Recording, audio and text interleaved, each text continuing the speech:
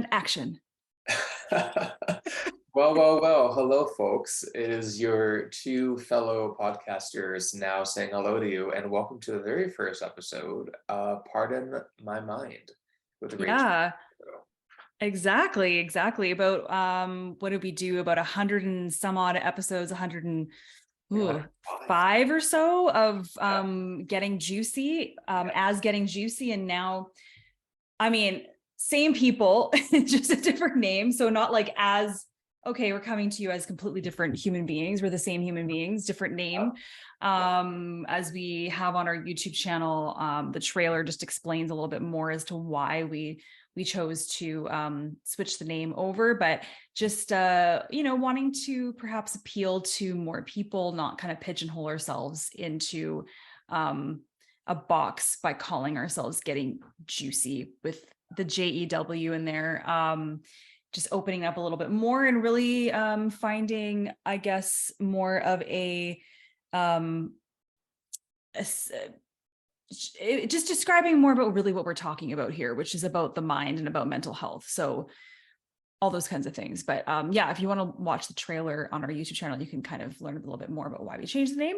But otherwise, like Hiiro said, welcome to an episode here of he and I, so the two of us, no guest this episode. So you just get us, just get raw, beautiful, vulnerable us. And the topic for today, so we're going to try to keep this a little bit more like streamlined for you folks instead of just getting off on a million different tangents if you're used to hearing us talk and just blab and blab and blab and blab and blab. We'll be talking about, because it is a new year, it's 2023. As Hiiro and I record this, it's January 5th. So I'll be very specific, January 5th, 2023, and chatting about really about New Year's. I've always, I'll use that strong word. I've always hated the word resolution. Oh, don't get me started. I know, but that's kind of what we're talking about, right? So I guess what we want to talk about is not just resolutions, but expectations. And, as we went through the holidays, I mean, oh my God, the holidays are full of expectations, whether you like to, admit it or not, or whether you'd like to participate in the holidays or not. It's just laced with expectations all over the board. So, what does that mean for our mental health? Like how are you all doing? I'm sure, if you're listening to this, you made it through. So pat yourselves on the back. Right. And basically, actually, this was sort of interesting. So that's the topic, I guess, for today. But maybe as we get into a little bit more here, I was looking up that quote. And you've probably heard this, Hiiro, which is like, expectation is the mother of all frustration.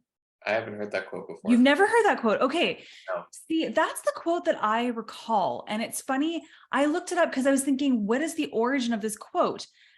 I don't know if you've all heard this before. Expectation is the mother of all frustration, which, believe it or not, the quote comes from the actor Antonio Banderas. Oh, really? And I was really shocked to learn that, because I thought that it is an old quote. And it's actually, I mean, because the way he words it, it's much newer. Now, there's another quote, and then we'll kind of chat about this a bit more, but Shakespeare actually wrote, expectation is the root of all heartache. So, I agree with that. Yeah, right? Yeah. So, I mean, what do you think about, expectations, holidays, resolutions? Are they positive? Are they negative? Like, what do they do for your brain, for your mind?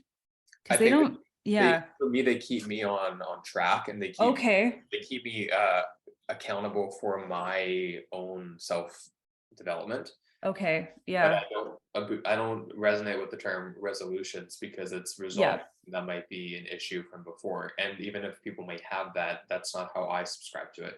It's more, even when I used to teach my yoga students and would always teach New Year's Eve, New Year's Day, I love teaching during the holidays. I would always say to my students, what worked in the current year now that you want to continue doing in the year that's about to come? Mm. Celebrate what you accomplish and continue celebrating on that energy, because what you put in, you get out. And even if there are things you wish to change or adapt, it doesn't need to be a resolution. It can more be a refinement of things that you want to continue serving or just say farewell to. It's that I don't look at it like resolving things that there's a problem. Yeah. And Yep. I don't think Yep. that, again, as I just said, it doesn't mean that there aren't any problems, but if you look at things in that language and that light, you're Hmm. setting yourself up for a lot of strain and a lot of expectation within that itself. Like if you resolve something, you're actually adding expectation to do something to resolve it. If you're actually giving yourself a bit of compassion and realizing, yeah, you know what, maybe I could do this more or I want to do this more. But and you do said I want to do this many times a week for this length of time each day by this time. Hmm. Cool. But setting it as an intention and making action is one thing, but making as a resolution to feel like you're trying to solve a problem is a different way of looking at it. Yeah, that's really well said. And that just kind of it makes me think about words. Yeah. How we label things, how we word things, how much they really do.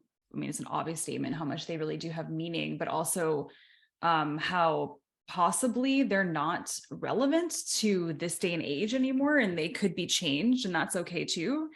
Right.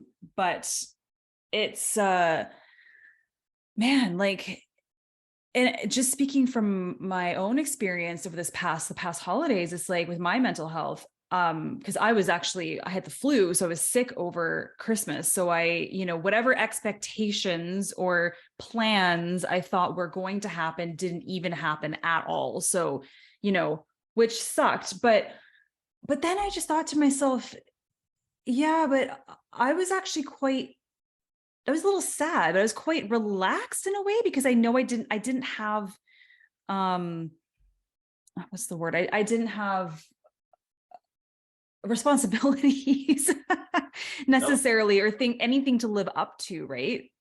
So it's such a strange time of the year. Honestly, it's the strangest. We put the most, like, I bet you if you took a poll, it's probably we put the most pressure on ourselves during the holidays of the entire year, probably. I would think so. I would think Yeah. so. And not just Yeah. that, And then into the new year. but it's the end of the year though. That's Yeah. the it's Yeah. that of your time loose ends and your Yeah. prepping for the unknown. It's all about like setting up for success, but also we don't know what that looks like. It's a ton of unknown, uncertainty, ambiguity, and I Hmm. find that us anxious individuals even more so thrive and also are strained by ambiguity. And it's just one of those things in life that, True.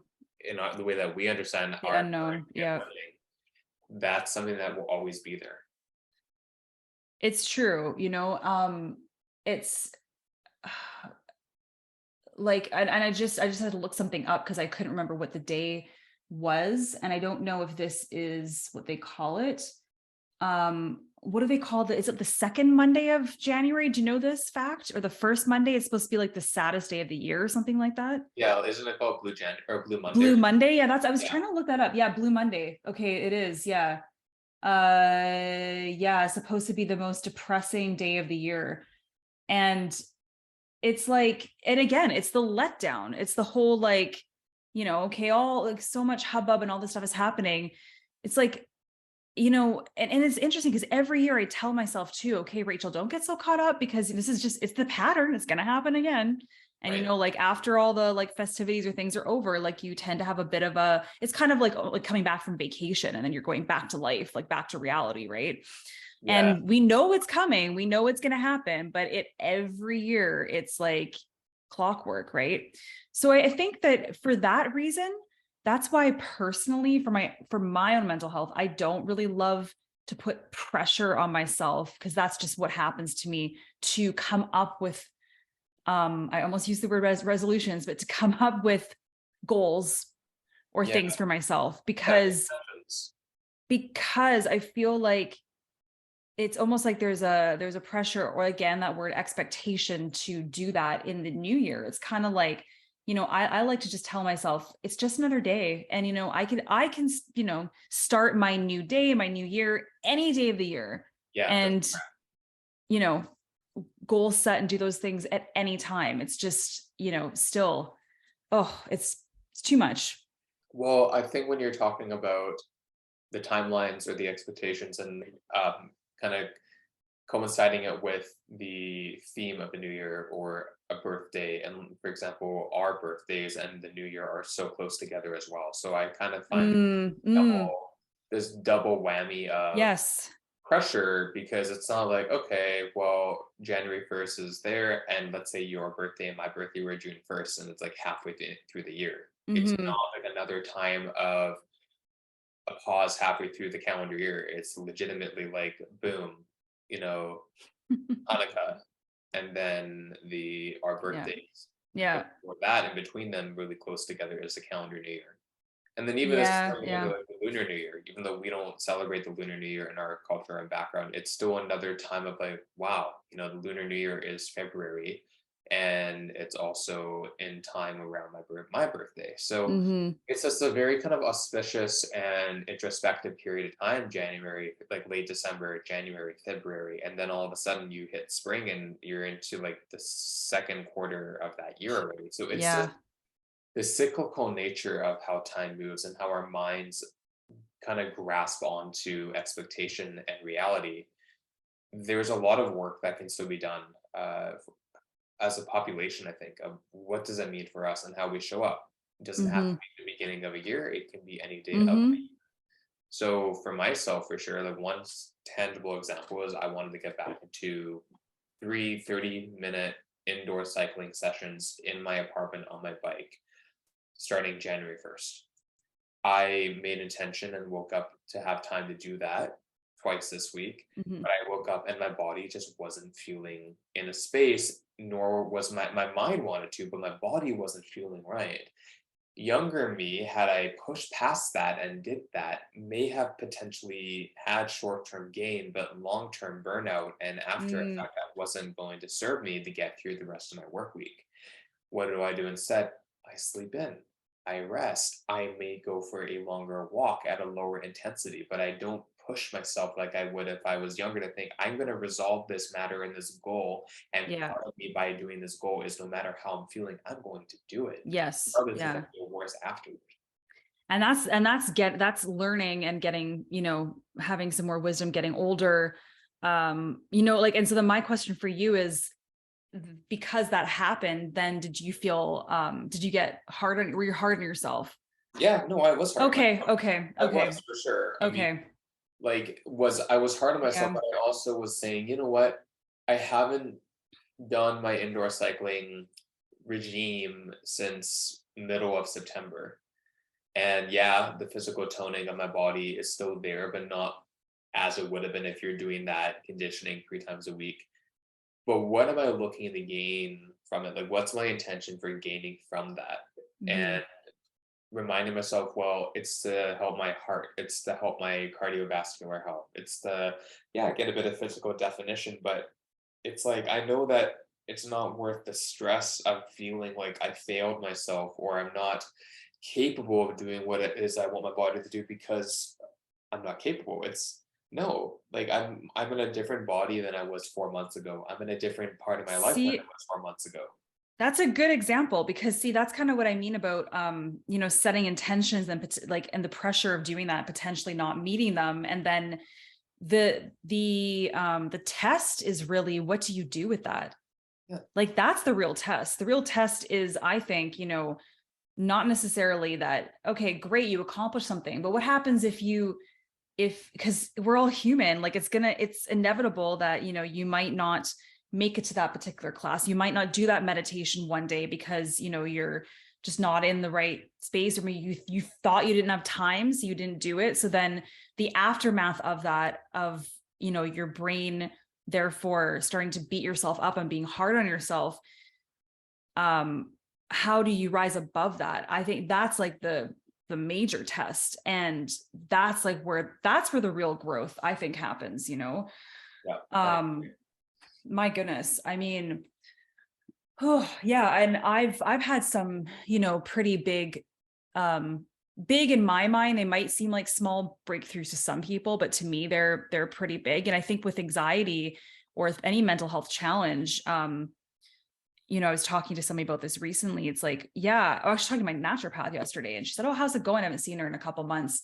She's Mhm. like, how are your hormones? How are like all these physical things? And then she's like, well, how's the mental Yeah. health piece of it?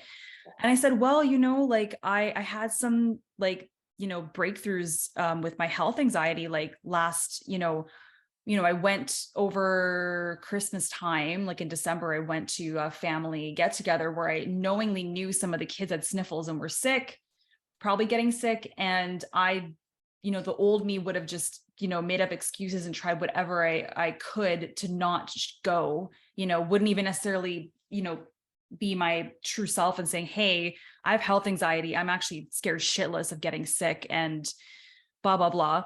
I actually went and I was pretty calm. Like there was like, anyway, there's those little things. But then the sabotager comes in. I was telling my naturopath this great, thing that happened. And then I said, but then there's that little part of me that's like, okay, well, this is a great reprise. Is that right? The right word? Like repeat reprise from anxiety, pause from anxiety, for now, but it's just, it'll come back, and that's the sabotager again that comes in. It's like, oh, well, it's for now, it's, it seems to be okay. But like, how do you sustain that too? Does your sabotager have a name? Not really. That's a good question. I've actually been working with have you heard of, now we're kind of, see, this is where we do start to bounce all over the place a little bit, but it's all still on the same topic. Have you heard of Partners. I think it's interfamilial systems? No. Okay, I think that's what it's called. My therapist and I, and by the way, folks, sometimes we talk about like techniques, tools, those kinds of things. Just because something might work for one of us doesn't mean it's going to work for you. You might have something else you've used that might not have worked for us. Like everybody is so, so, so, so different. And we're not claiming or saying that any of these things, you know, will work or do work. But for I, myself, yeah. yeah, my therapist was talking about, going down and deep inside and finding the part of me, so the familial, like as in the family member that actually is myself, that is the anxiety. So like doing a real deep like meditation, almost like a hypnosis sort of with me. And the reason why I go into this is you asked what's their name. Yeah. It's essentially me, Okay. but it's like a me when I was, a teenager. And that me, that is the anxiety. Like that, her name is anxiety, her name is angst, whatever you want to call it. But, it's not necessarily like a totally different entity. It is me. It's just like the Yeah. part of, it's just like, It's a projection of you. yeah, sort of. Um, so where the hell was I going with this? Basically, oh yeah, just talking about sabotaging things still. So like back to what Hiiro was talking about and saying how, were you hard on yourself after you didn't necessarily meet that goal that you had in mind? We all have those sabotagers inside of it. It's only a human characteristic. So once again, I think the real test is, what do you do at Right. that point? And Right. that's, I think, when you've potentially risen above that, that is, like unbelievably positive. And that's the growth, right? And it's going to happen over and over and over and over and over again. Yeah. That might sound depressing and like, oh God, like, is it never going to end? But No, you just become more self-aware, hopefully, and can catch it sooner, and then exactly. be preemptive in it. And even if it Yeah. continues to happen, the self-awareness, and the consciousness of, okay, I can spot these things that are going on. Now, what do I want to do about it? Even if I can't stop it from happening, what can I do to be more competent in managing it or self-regulating it? Mm-hmm. That's how Yeah. I kind of look at it too. Even with my with my autism and my sensory overload. I know when I'm feeling on the verge of something happening, but it's not quite there yet. And then I know when I hit a certain point where I'm just thinking, okay, I've hit that point. I need to go. I need to Yeah. disengage, or I need to take a break, or I've used my coping mechanisms of caffeine or hydration or nourishment, and it's literally nope, I need to remove myself from whatever environment I'm in and Hmm. not have to be on. Like Hmm. the light switch has been flickering and now the filament is done. There's no more reserve supply. I'm done. But if I didn't know that beforehand, then I would have continued doing it, and then I would have burned out or melted down or shut down and got myself in a place where it would have actually taken longer to get back to a place where I can be confident and I can still mask in public settings and feel like, okay, well, I'm still human. Yeah. But I would have been super hard on myself, feeling like, what's wrong with me? I can't cope. I can't handle what's happening around me. And everyone else seems to be, at least on the outside, just fine. And I'm not. Now, and the other thing is like also back in the day or back then, it's like this is something that wasn't necessarily talked about. So with employers, like things like that, like I recall times where I had major, panic anxiety. It would be at, this was like probably a decade ago. I used to be in sales for a fashion accessories company. I'd be at a trade show and my boss was there and I would just be completely overwhelmed, so on edge, hyper anxiety, starting to feel almost like dissociation from reality. Like I was, what's the word? Depersonalization, like kind of, it was so bad. So, but I couldn't talk about it because I felt, all those things like the shame or the, I was less than, or, if I talked about it and told my boss, then I would be looked at as being weak, you Yeah. know? So I would, my coping mechanism back then would be like going to the washroom and basically just like standing in a stall by myself for like, 15 minutes maybe, and just trying to, and hydrating and those kinds of things too, but just needing to get away from all those the sensory overload. So with Yeah. that being said, like with your work, now do you find that, because you said, if you're getting to that point that you have to kind of almost take yourself out of the situation that you're in that moment, are you able to do that Yeah, I for the am. most part, like I even when have, you're working? yeah, I mean, I communicate, Yeah. I over communicate Yeah. highly to address the needs that might need to be met that I can't provide at that moment and ensure that I am taken care of, but that I'm not creating any potential loopholes for things to not be as upkept. Hmm. So whether if that's taking a moment to just take a breather, if it's actually needing to use the bathroom, like because I need to use the washroom, Yeah. taking an extra few minutes to sit and know that okay, like nothing chaotic or problematic is going to occur in the few moments of my absence. Like it's going to be fine. And It's so amazing yeah, that for the most, well, I shouldn't say for the most part, I don't know what everyone else's employers or business settings are like, but it's changing, which is great because yeah, like accommodation. that just, yeah, I mean, totally. I mean, that just takes the pressure definitely off. And it's interesting because before it's like you're anxious, and then the fact that you feel like you can't talk to your boss about it just makes you more anxious. So it actually like heightens the anxiety. Whereas, nowadays, like hopefully you would think that, it'll actually, lower the anxiety that you have. So Yeah, well, I think especially once I was able to realize, I know I've always been neurodivergent, but I know specifically what I have that is part of that family of mhm. acronyms and conditions. I'm able to speak to it verbally, but also now have it in writing through accommodation-based communications, and then have those needs supported so I can be the best in my role. So that benefits myself, but also benefits the other side. So it's a win-win way of being able to make sure that what I'm doing is of the most optimal performance, but that also the space I'm providing that performance to is also getting the best results that is required of what I'm doing. Exactly. So Exactly. I think whereas before, even earlier, like in the beginning of COVID, when I was working in certain settings, it was supported and acknowledged and accommodated to, but it was more like, "Oh, okay, well, what do we do with it?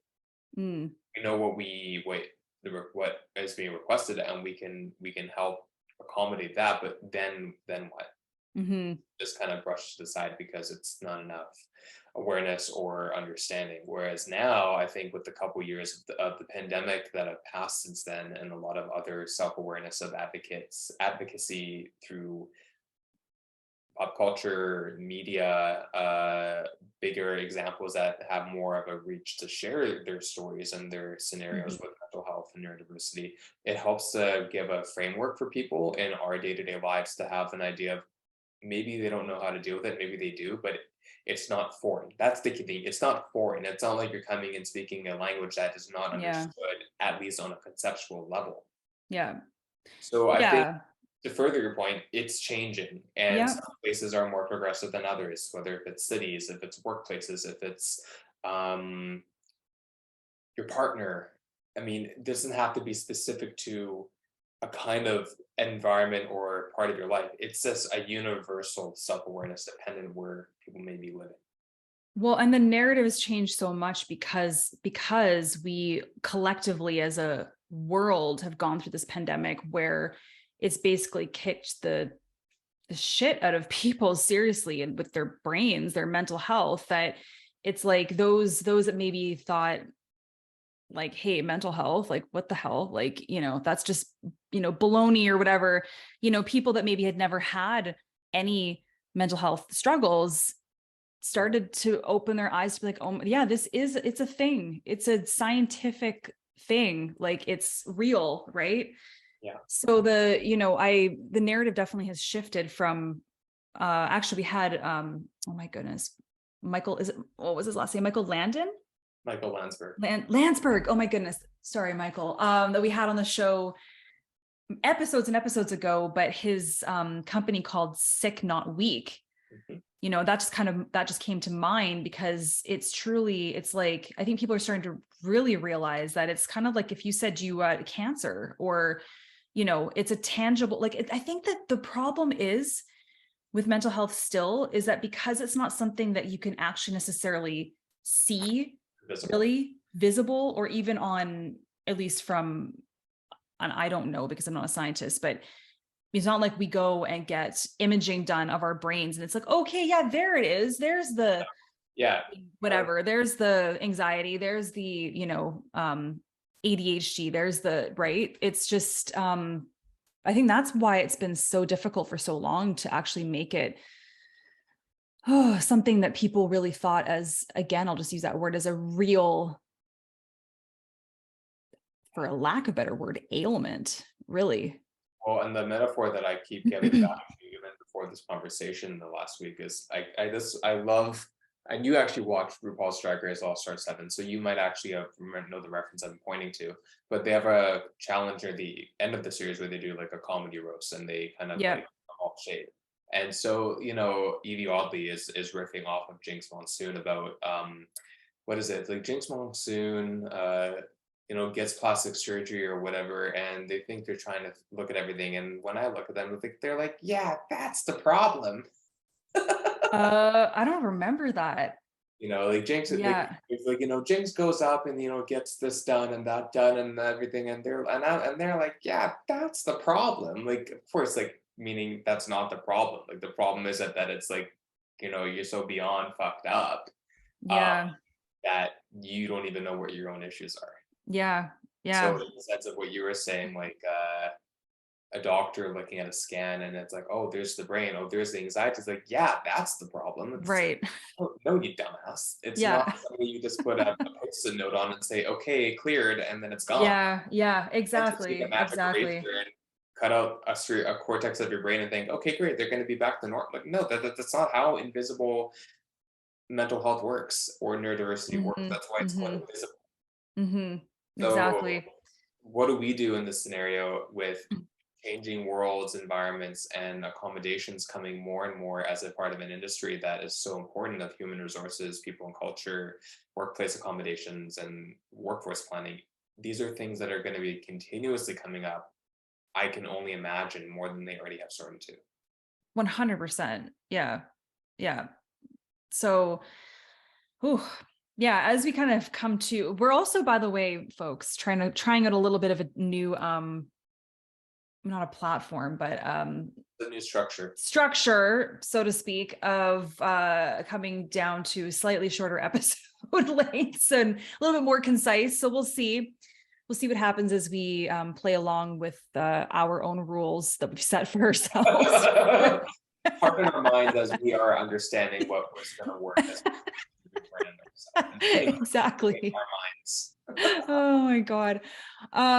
So as we come to a close on this episode, just to recap about expectations and I'm just going to call them the New Year's, just, goals, pressures we might put on ourselves, those types of things.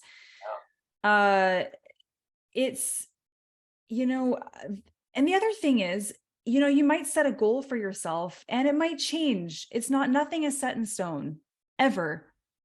I am changing. What's that song? It's from Dreamgirls. Oh, I don't even recall that. I haven't seen Dreamgirls in forever. Okay, see, off tangent. Changes. Some Bowie in there. So yeah, we hope everyone's doing well. 2023. You made it. You're listening or watching to this episode. You made it. Looks like you've made it. Don't have really any more like words of wisdom necessarily as we head into this year, but yeah, it's just keep moving forward. That's all we can do sometimes. And you know what? If that's all you're doing, you're like, yeah, man, like I made it through today. Yeah. That could be your huge win. Yeah. I think we all think that sometimes you get up in the morning and we're like, oh, hey, it's a new day and I'm here. Yeah, exactly. Right? And you keep doing you beautiful human, whoever is listening or watching, because all you can do is yourself. And you know what? Sometimes doing yourself is all that we can do. And it's a beautiful thing that Yourself, is sorry. incredibly self-gratifying. So just do you. Do yourself and do it often. Oh my. Okay, I think we're done. Okay. Bye, folks. See you next time. Howdy. Howdy.